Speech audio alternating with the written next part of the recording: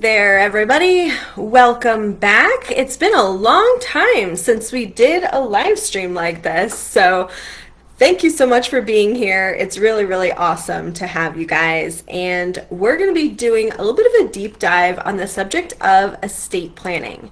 So for those of you who don't know, my name is Sarah Nicole Nadler. I am a financial coach for female entrepreneurs and also the founder of the Fierce Feminine Finance blog.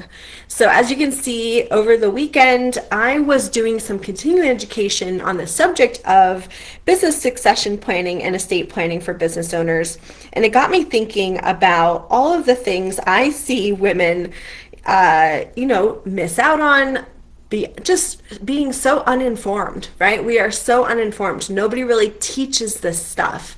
And I have my estate plan set up in a very specific way because I'm a six-figure coach, because my business is a coaching business, because I have investments outside of my business. There's all these different factors that go into why my estate plan is set up the way it is. And so I thought it would be fascinating for you guys if we went ahead and did this so that everybody can see kind of how I have mine set up as just an example. Let's use this as like a case study for some of the things you might want to think about when it comes to your own estate plan. So again, this is not financial advice, okay, as I'll say in a minute as we're kind of going through this. This is not financial advice. This is just a case study, an example of the kind of work I do with my clients. And in order to show that to you, I really wanted to show it to you through giving you my example, since I don't, of course, share everybody else's.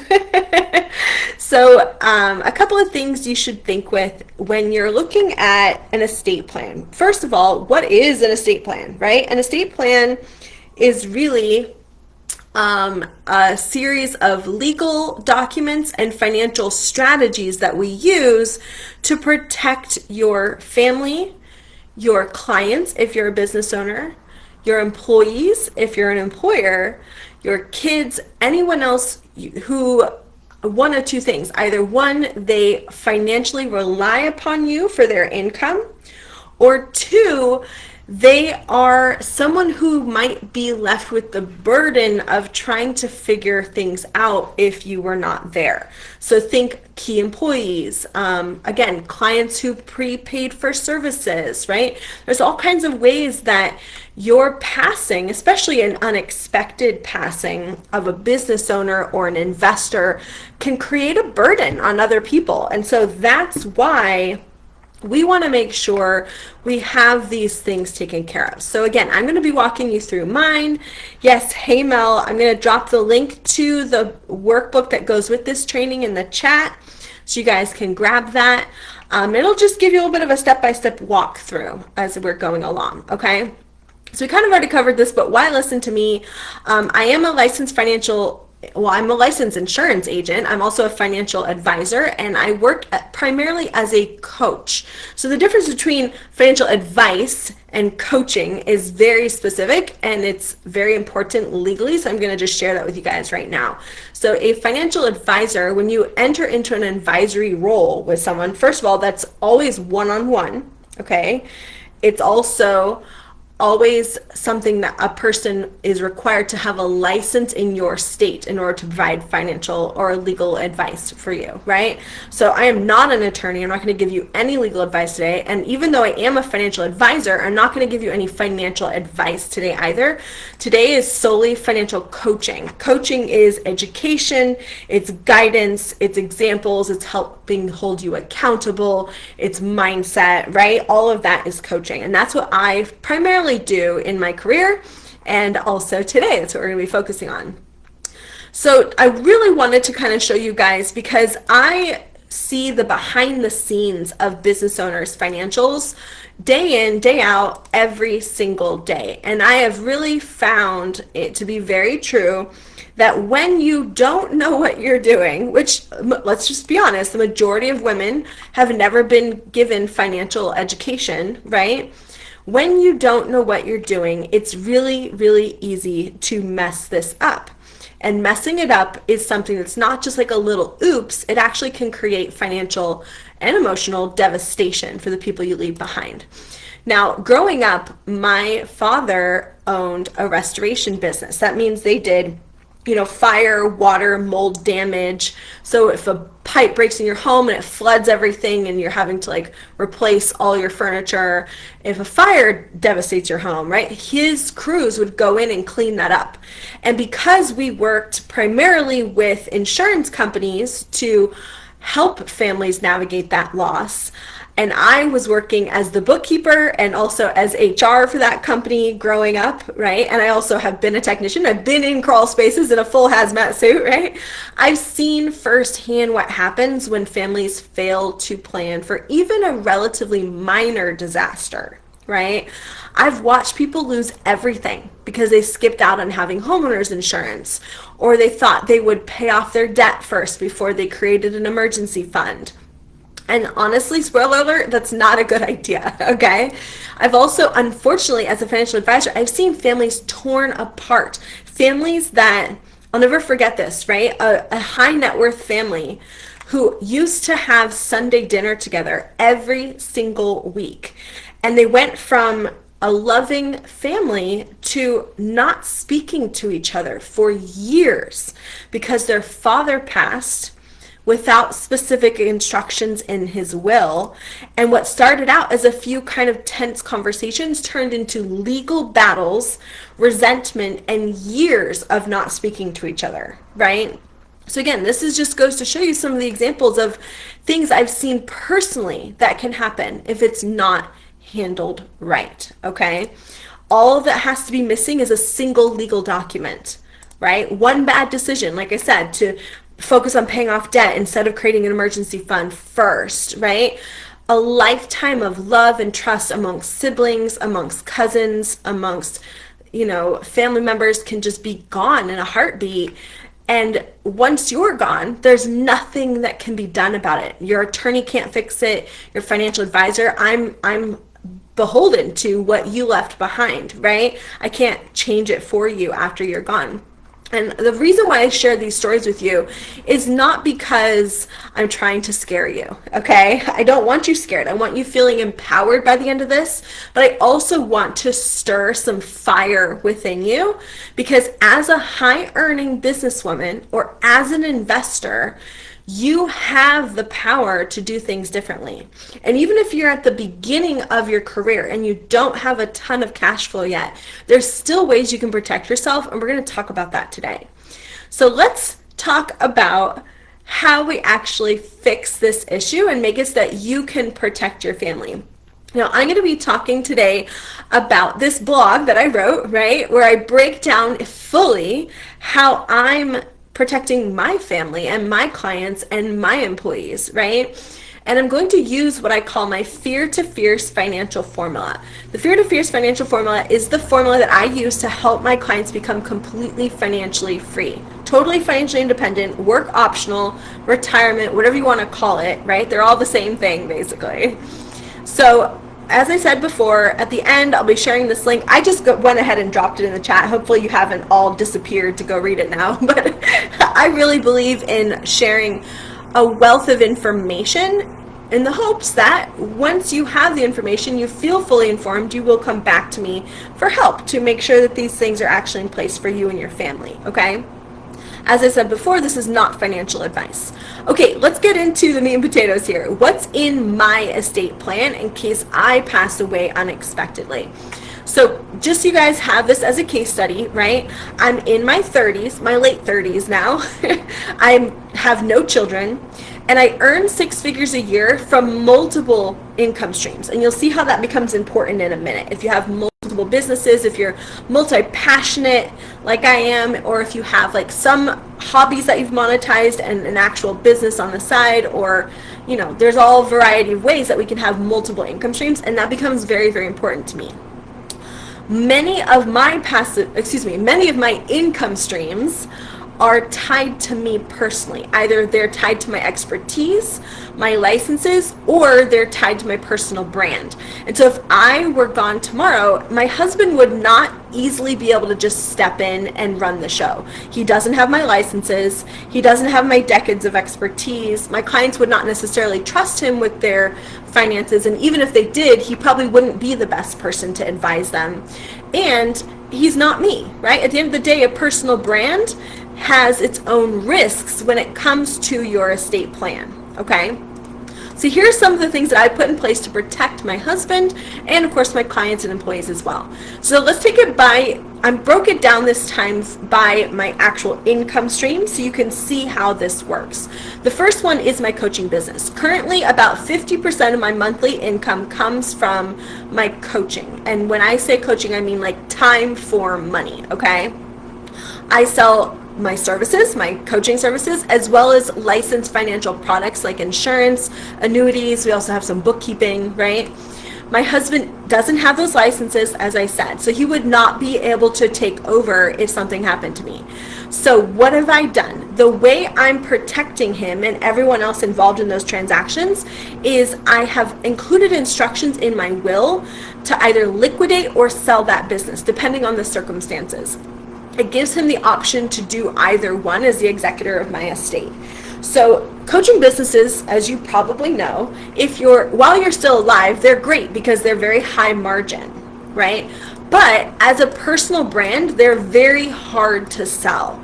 So I discussed this with my attorney, and I definitely recommend if you're going to create an estate plan, make sure an attorney is involved. Don't try to DIY this unless you are completely destitute, in which case, yes, absolutely DIY it so at least have something. But just know that if you're DIYing this, you're probably leaving a lot of money on the table. So after talking about it with my attorney, I started to actually shift away from a personal brand. So you'll probably have noticed if you've followed me for a long time that somewhere around January 2020, I launched Fierce Feminine Finance, and I really started to move away from using Sarah Nicole Nadler on my funnels, on my website. Like I still have the sarahnicolenadler.com website, but I don't use it, right? I don't drive traffic to it particularly. I've really started to move away from a personal brand. I'm building a team, right? We've added 2 life insurance agents, a wealth manager, a bookkeeper, right? People who can deliver products and services without me being present, right? And that's been very intentional in order to protect what I've built, right? And also to scale as well, but primarily I was doing it to protect what I built. I also started focusing on popularizing my frameworks and trademarking my intellectual property. So if you're not familiar with intellectual property, I talk about this a lot because it's one of the greatest ways that business owners can build wealth. If you already have a successful personal brand or you already have a successful company like a corporate brand, trademarking your intellectual property or copywriting, right? Whatever makes the most sense. It's trademarks, copyrights, and patents are the 3 options you have depending on what your IP is. But intellectual property is essentially it's defined as anything that is the result of your own creativity. So trade secrets, logos, frameworks, methodologies, things of that nature. Those are your intellectual property, as well as manuscripts, video content, anything that you personally have created that's original to you.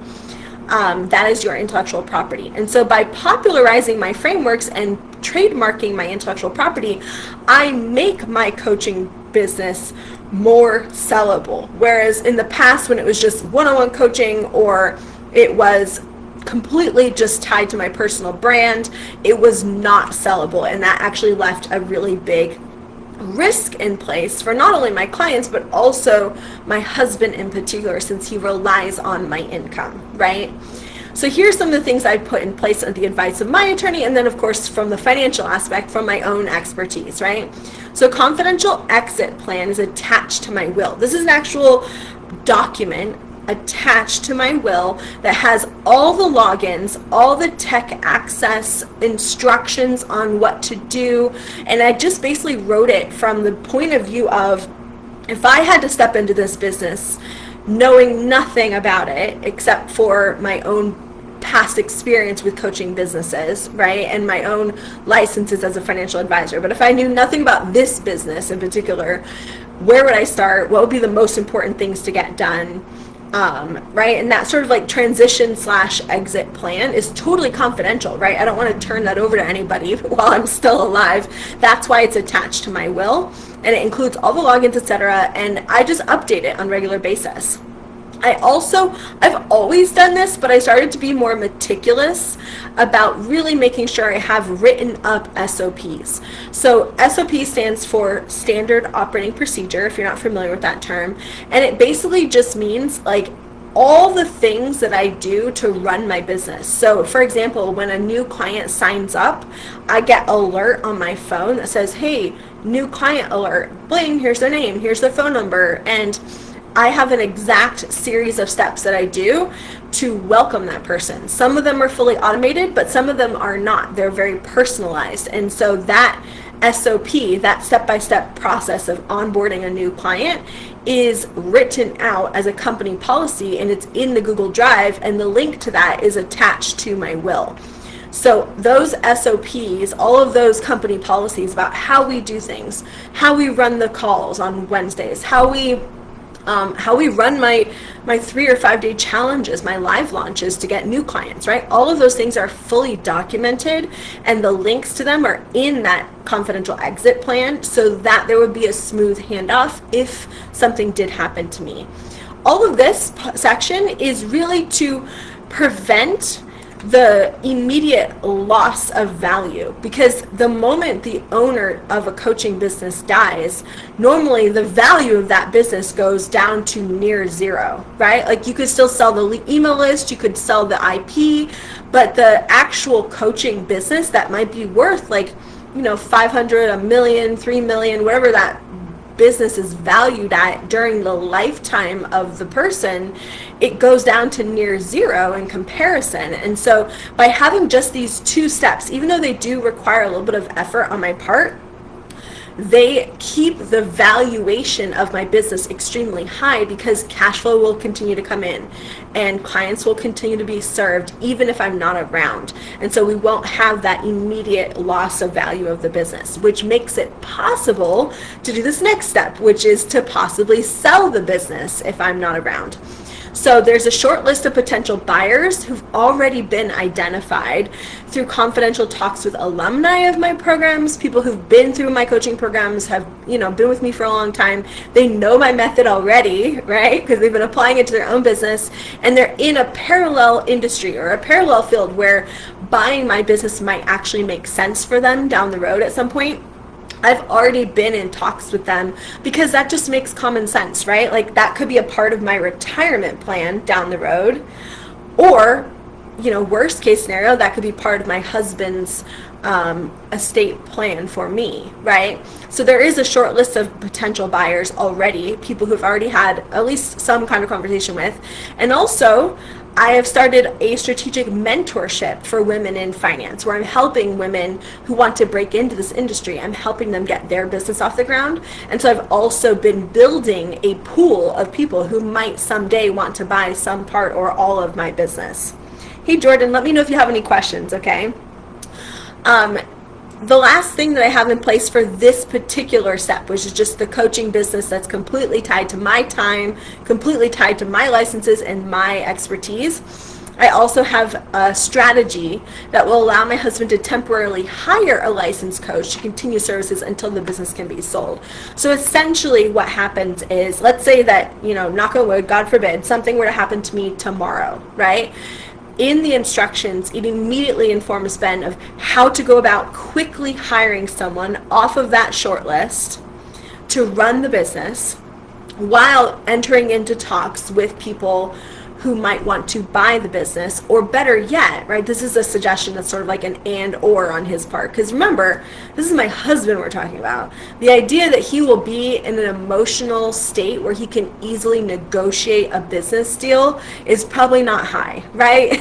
Unless he's the one who killed me off, he's probably going to be a little bit emotional. And so what I've done is I've made it possible for him to quickly just hire someone from that short list and then empower them to start negotiations to sell the business, right? This is a priority because the longer it goes on without me, the more likely it is that the business will not be worth anything. So like if he waited a month or two to even start that process, likely he would not be able to sell it at all, or he would have lost like 90% of the value of the business by then.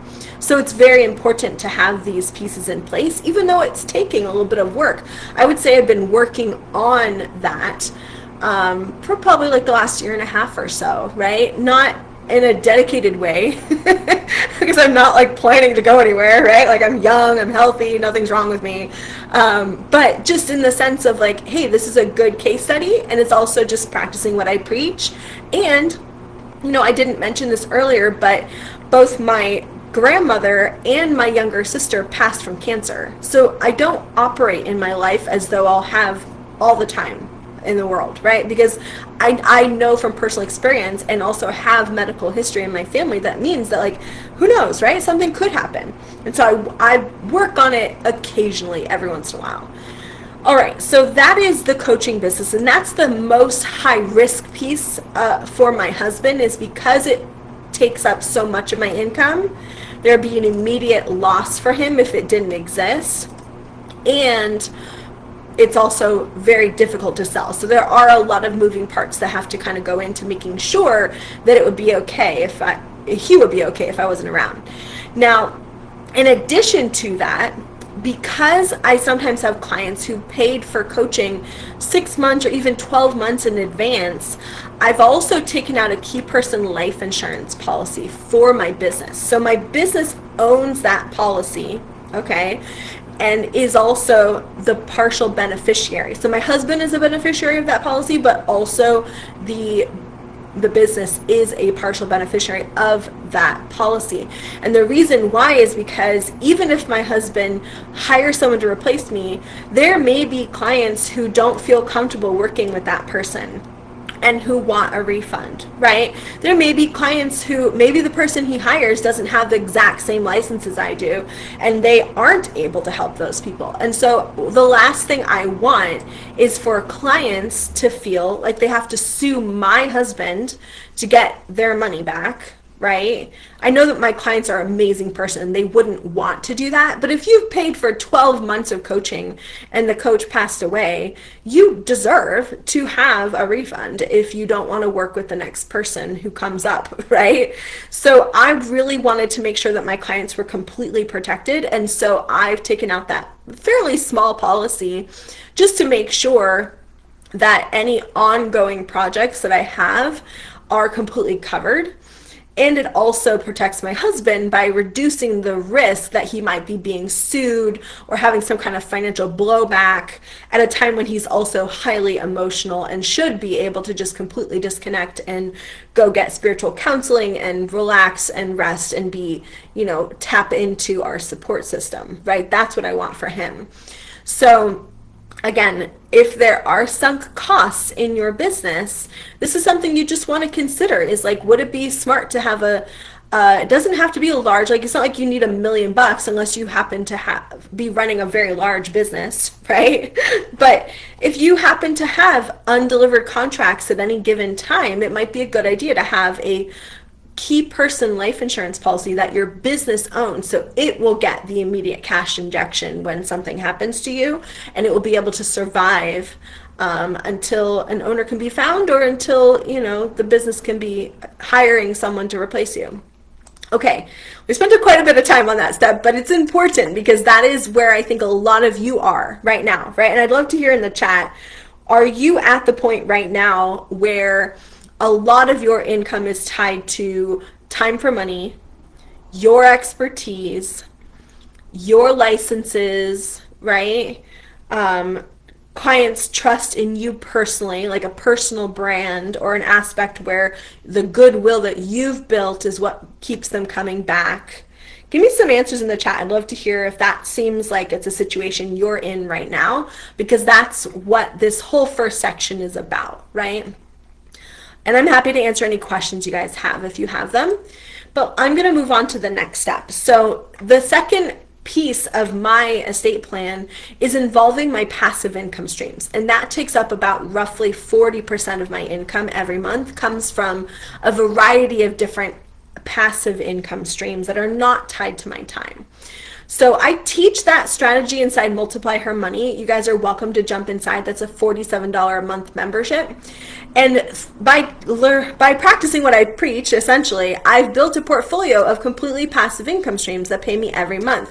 And that includes licensing agreements for my intellectual property. So other brands are paying me every month for the right to, for example, I have bookkeepers who've learned my method, right? They're Plan Her Profits bookkeepers, and they get paid by using my goodwill that I've built with either my clients or clients that they go and find themselves, because they can call themselves a Plan Her Profits bookkeeper, right? And so they pay me licensing royalties essentially every single month. I also have 7, almost 8, and my 8th book is coming out July 12th. So I have royalty income from that. I also have structured payouts from past sales, and payment plans from digital product purchases. So unlike the service-based side of my business, those income sources are designed to outlive me, right? Even if I pass away today, those payment plans are going to continue, and those structured payouts are going to continue, and the royalty income is going to continue, and the licensing agreements are all going to continue whether I'm there or not. So they're contractually structured to transfer directly to my husband. So that's not something that happens automatically. This is something that happens by working closely with an attorney who knows what she's doing when it comes to intellectual property. So not your typical family attorney, not a divorce attorney or something. It has to be a business attorney who actually knows what she's doing when it comes to intellectual property. The one I work with is Destiny Bounds. She's my dear, dear friend, and she's helped me to make sure that these are my contracts with these various brands and individuals are structured so that they would transfer immediately to my husband upon my death.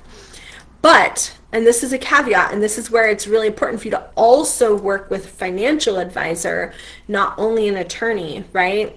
Because the way probate court system works in the United States, probate is the court that all of your assets go through when you die, right? A judge has to look at your will, if you have one, and rubber stamp it and say, yes, that's legal. Everything she said in the will is what will happen. And that process can take between 6 months and 2 years in the United States, okay?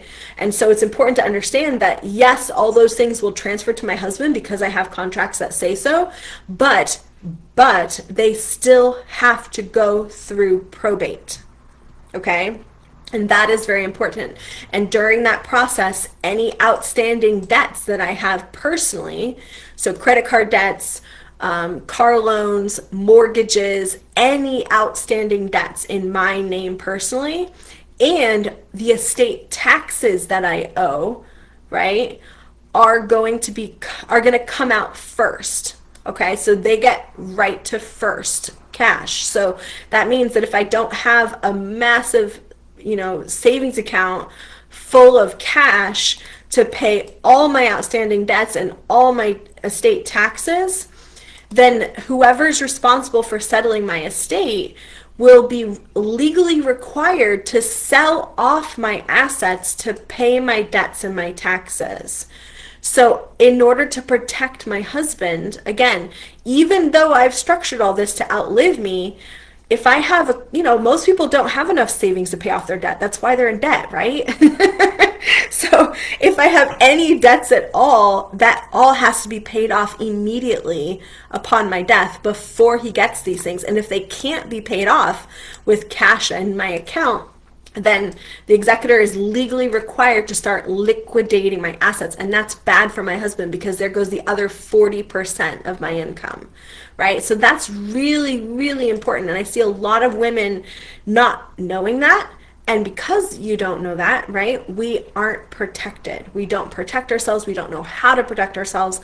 And this is why you would work with a financial advisor like myself, who understands how business works, understands the ins and outs of business succession planning and estate planning, and also understands investing in intellectual property. Like, again, I'm not trying to toot my own horn, but the likelihood of you meeting just like a random insurance agent who knows all those things and can guide you properly is very low. There's actually not that many of us who specialize in all those things. Okay, that's important, and that's why I'm showing you guys these case studies, or rather this one case study.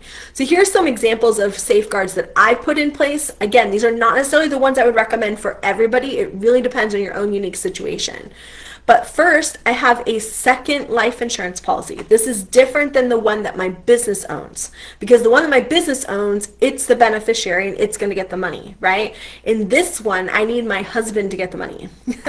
So a life insurance policy that fully covers all of my personal and business debts, our mortgage, our estate taxes, and my final expenses, meaning the cost of a burial or cremation and a service and everything else that comes with end of life, right? So that policy is much, much bigger than the small one that my business owns for its specific purpose, right? And this also comes with specific instructions in my will outlining how each asset should be transferred, managed, or sold depending on the circumstances. Because, for example, right, some of my books are very tied to my coaching business and the courses that I've developed, right? And so it makes the most sense that the intellectual property rights to those books would go with the business when it's sold. Okay, like that just makes sense. Like that person who's going to buy that business also gets to keep the rights to all my books. That just makes sense, right? Whereas the fantasy novels that I've written doesn't make sense for that person to get those, right? And so the royalty income that comes from my fantasy novels, that's actually going to another family member.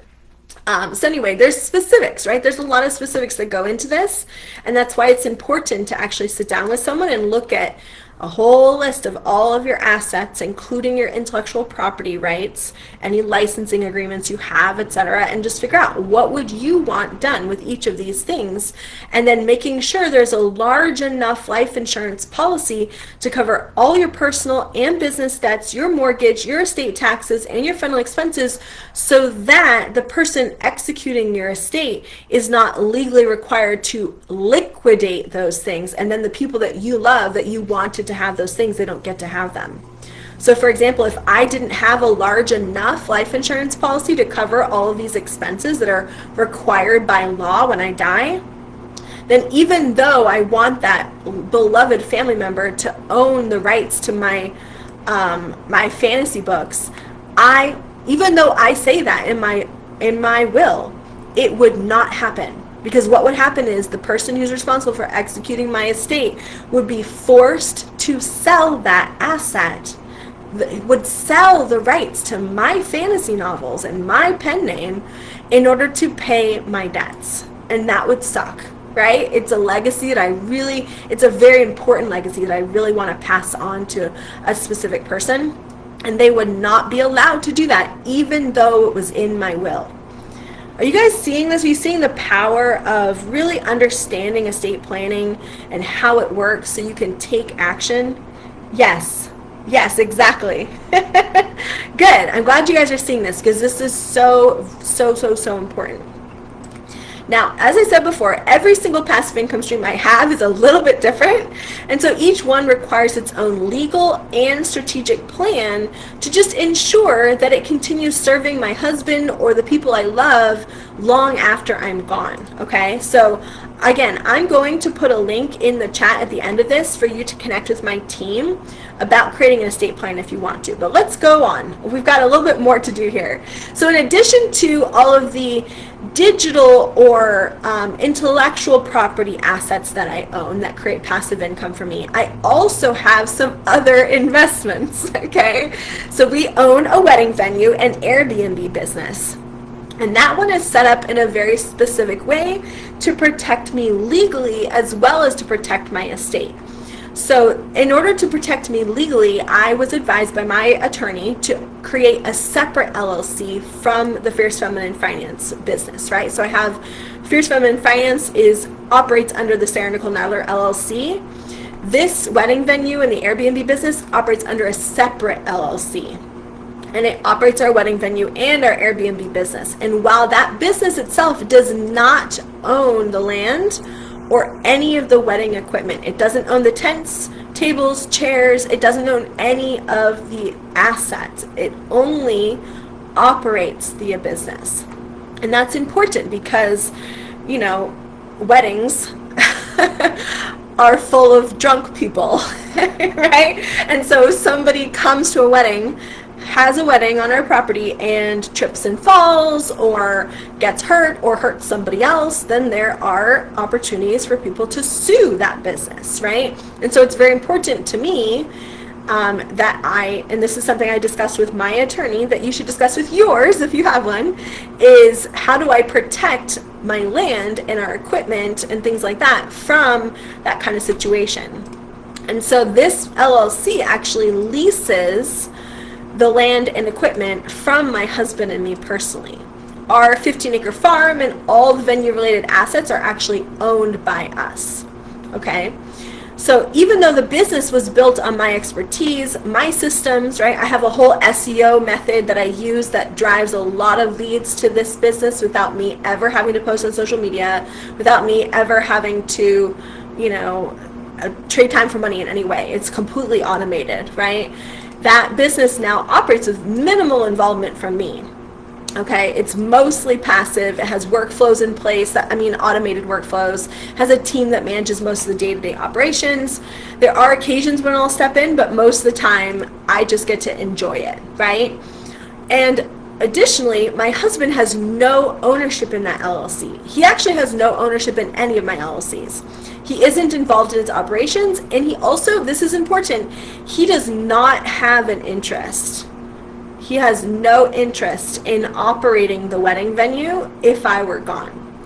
And so because of that, the instructions in my will are to sell that off. So that's one of the ways we're going to liquidate my estate if I'm no longer around, is to just sell it to somebody who wants to own a wedding business, right?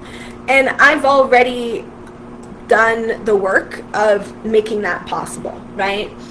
And then he will be able to use the proceeds of selling that in order to pay off any liabilities.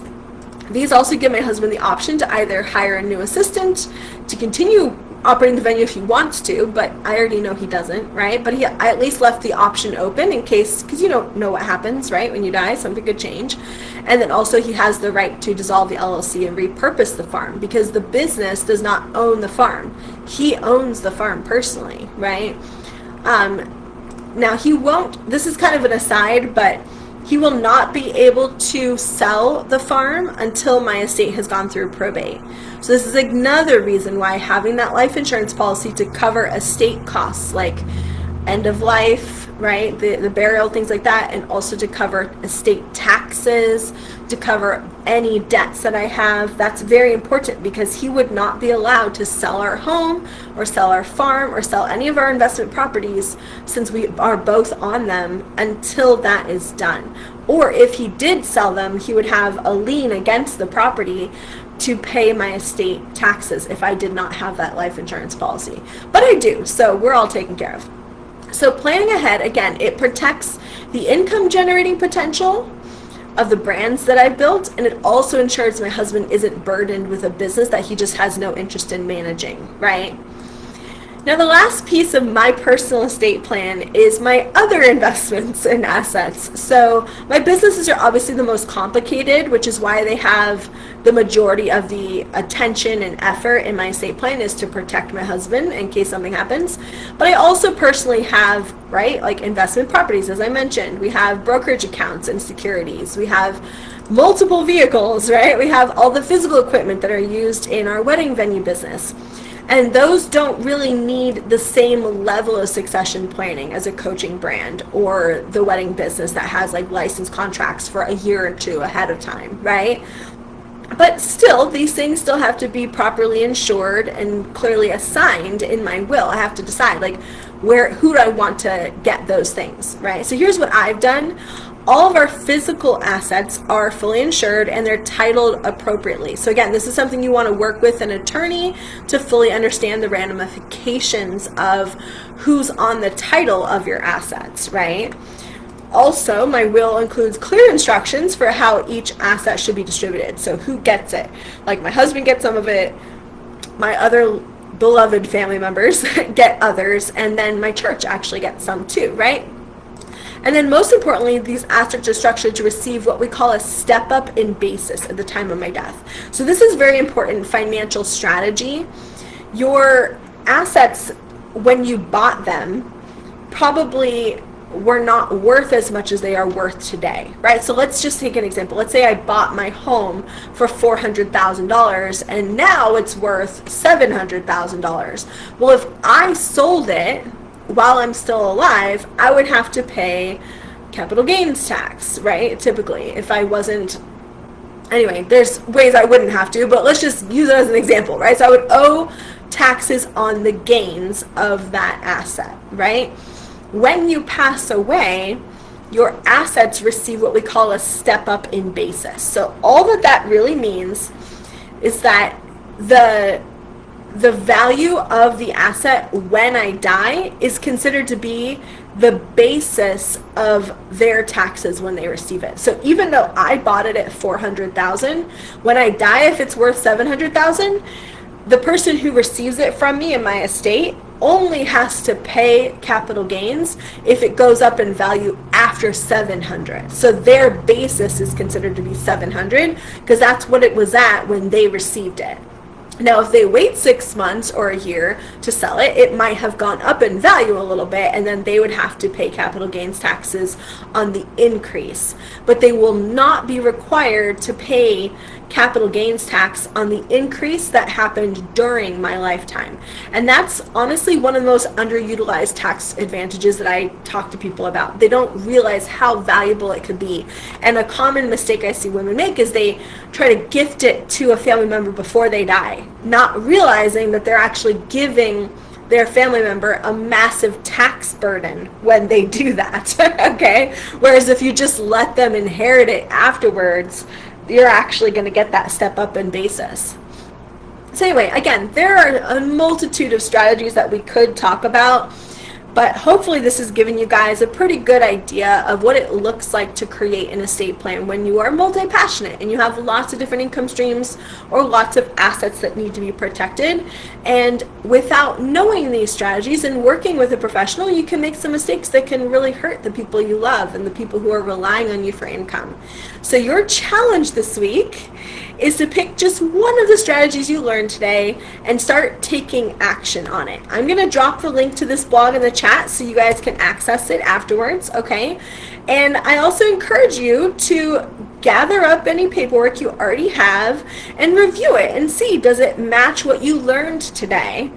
And book an appointment with my team so we can help you. All right. Thank you so much, you guys, for coming on again. Again, if you want the workbook that goes with this training, comment the word workbook below and I'll make sure you get the link. And otherwise, thanks again for coming and I really appreciate you all. I'll talk to you all soon.